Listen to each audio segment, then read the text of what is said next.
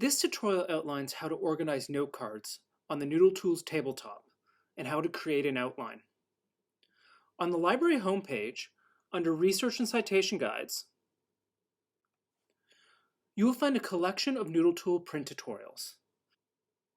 This tutorial will cover the same information found in the NoodleTools tabletop and outline guide.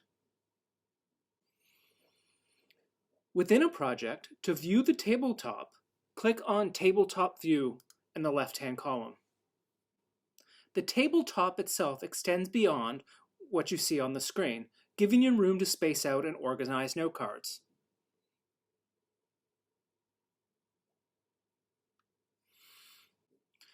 The detailed view shows your note cards in a list format. On the tabletop view, piles are created on the tabletop. A pile is a group of note cards that share a common theme, support an idea, or center on a particular topic. To add a note card to a pile, click on a pile and hit the plus button to add that particular note card. There's also the ability to create tags for note cards. To create tags, click on a note card and you'll see three different types of tags. Color tags, where you can color code note cards. Cues, where you can include notes such as needs further research, help, and important.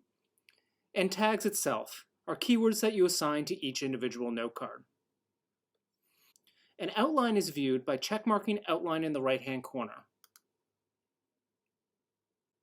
For each new outline, there is already a sample topic and subtopics. These can be deleted, edited, or renamed by right-clicking on them. To add a topic or subtopic, click on the plus sign in the navigation. To add note cards or a pile to a topic, drag and drop them from the tabletop into that particular topic.